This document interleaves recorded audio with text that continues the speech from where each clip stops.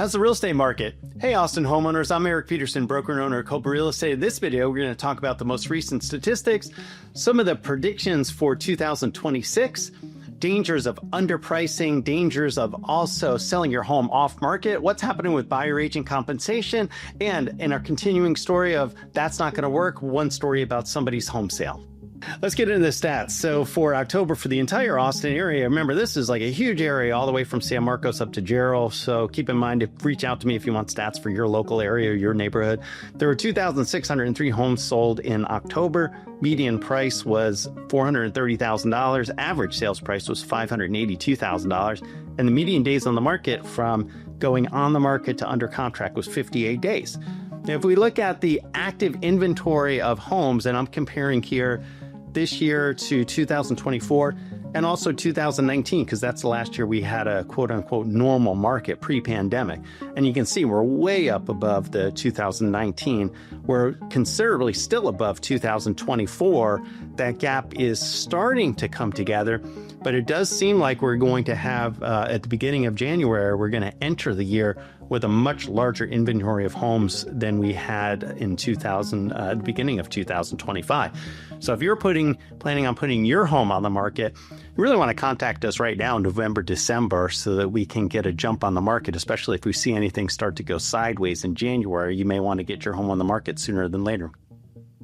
If you want to get a jump start on the market, plan to attend one of our upcoming free home selling seminars. We do have 2 in-person events coming up in December, and almost every week we have home selling webinars where you can learn everything right from the comfort of your own home. Check dates and locations at kopaseminar.com. Now let's look at real estate appreciation forecast for 2026. And of course, remember, another word for forecast is guess. So if we look at the 2026 home price forecast, and these are for the entire country, I think the important thing to look at here is we're really only seeing any predictions that are talking about modest gains going into next year. And this is really important because when people are contacting me, it's understandable. They're asking me, well, should I sell my house? Should I wait another year? Whatever the case is. And I think it's understandable to the question that they're really trying to ask me is they don't want to sell their house and then find out if they had waited 6 months, they could have sold their house for an extra $100,000. And I think all of these forecasts point to that's really not going to happen or not likely to happen unless we have some kind of a foreseen event coming into next year. If we look at the local forecast from Zillow's forecasting that home prices will be down 1.8% a year from now. And so I don't know if that's going to be true or not, right? It's going to depend on a whole lot of factors going into next year. But again, there isn't anybody that's predicting that the price of your house is going to go up 5 or 10% next year. This is going to be a little bit unusual because most of the time we as real estate brokers, we're talking about the dangers of overpricing your house. And today I wanted to talk to you a little bit about underpricing your home. And there's really 3 ways that you can price your house. And one of them is pricing lower, what we call event-based pricing. This is where we're trying to get the price of your home bid up with multiple offers. And I saw a realtor posting this on social media, and he was talking about, well, if you have a $300,000 house, price it at $200,000, and the price will get bid up and way over what the home would have been worth. Right? And this sounds like a good idea. One of the things I always have to point out to people is it's very easy for real estate agents online to make themselves look like they're selling a lot more homes than they really are. And this is a case where you've got to be talking with somebody who's actually in the blender every day and seeing how buyers are reacting to different scenarios. Because what we're finding is that because there's so many homes on the market, buyers are very hesitant, and they may come and look at your house, but they're probably still going to want to look at like 20 other homes. And what that means is that there may not be the velocity of showings and interest and competition for your home where you're going to get the price bid up $100,000. The second thing is that what we're seeing from a lot of buyers is they don't want to get into multiple offer situations. They're afraid of the market, that home being worth less a year from now. And so they don't want to bid $100,000 over asking price for your house. And that's understandable also.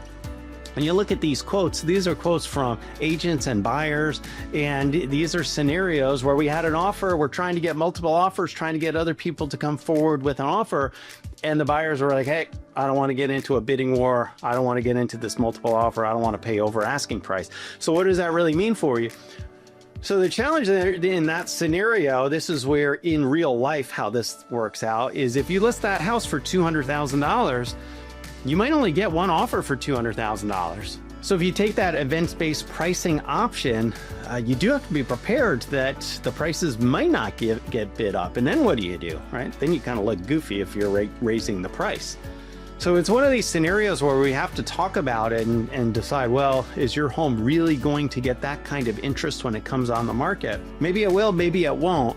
My only point is that you've got to be taking advice about these things from people who are actually working with buyers, sellers every day, and not just something theoretical that they heard at a realtor seminar, over a weekend, right?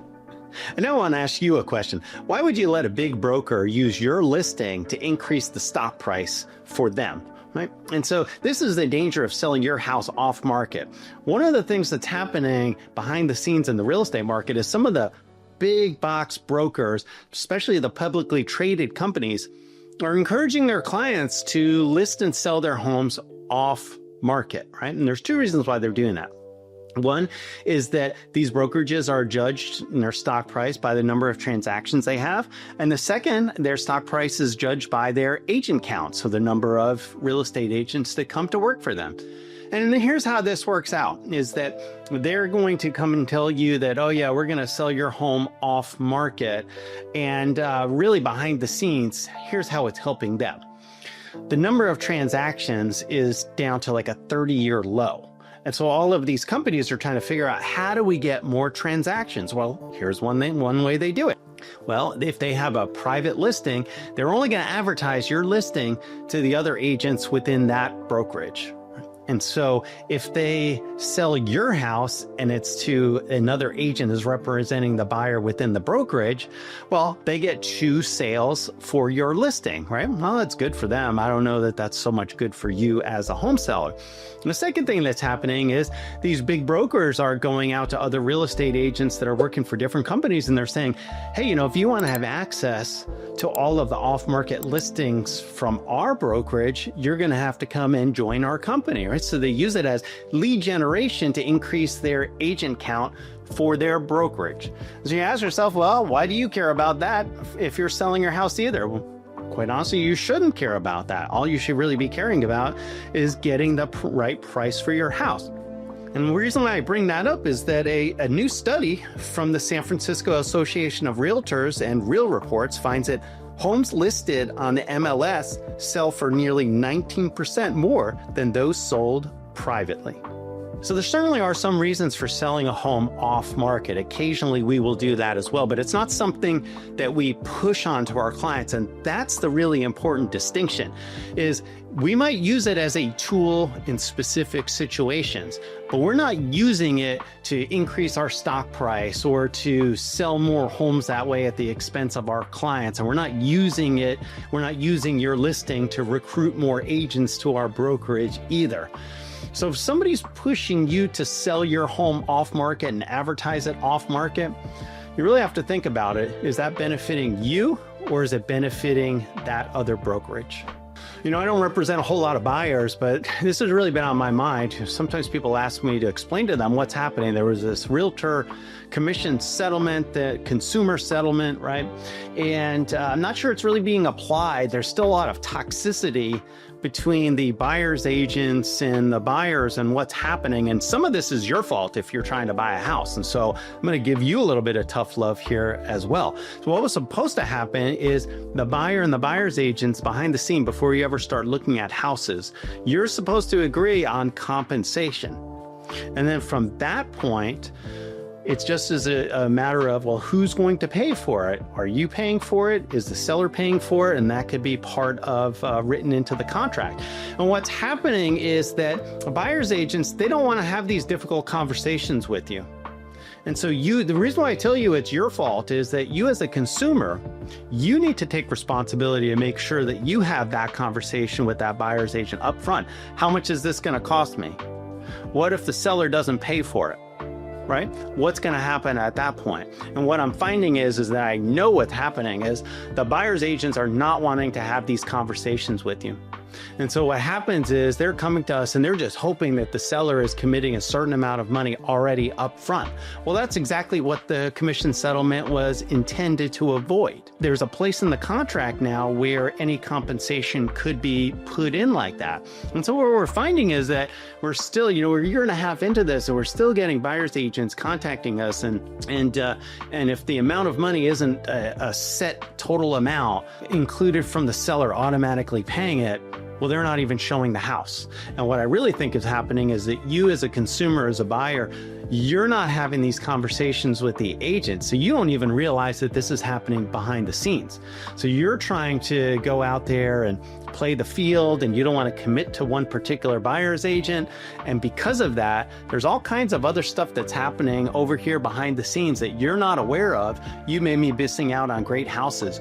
You may not really realize what's happening in terms of the negotiations behind the scenes. So what I would really encourage you to do is make sure that you're having these difficult conversations with the real estate agent that you're going to be working with so that you understand exactly how it works, exactly how anything like that is going to be paid, and make sure that you communicate to that agent that you want to see all the houses that are out there, because chances are the seller will still pay for it within any kind of a contract. Of course, these forecasts are going to be dependent in large part based on what happens with interest rates going into next year. So the Fed had another meeting in October. They did cut their rate, and for the third time in a row, mortgage rates bumped up 0.25%. So now we're looking at mortgage rates being about 6.35%, whereas previously they were getting closer and closer down to 6%. Most of the forecasts through the end of next year are predicting that the rates will go down a little bit. Fannie Mae's forecast is that rates at the end of 2026 will be 5.9%. So that is better, but we're certainly not getting anywhere down to like 5% or 4.5% or somewhere like that. So 5.9% is better, but you're not going to see like a line of people out the door at your open house just because 5.9%. And I think that's really important because, again, people are coming to our seminars and contact me, and they're not wanting to make sure that they don't leave $50,000, $100,000 on the table, and those interest rate forecasts would indicate that's not going to happen.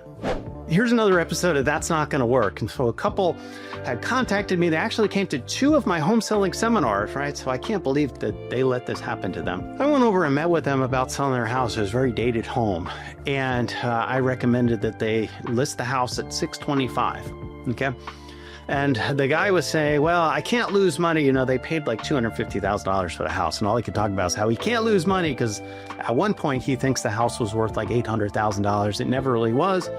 But he had anchored himself to that figure from back in like 2022. They had the home on the market at that point and it didn't sell, right? And so what happened, of course, well, another real estate agent came along and I guess talked him into listing the house for $700,000.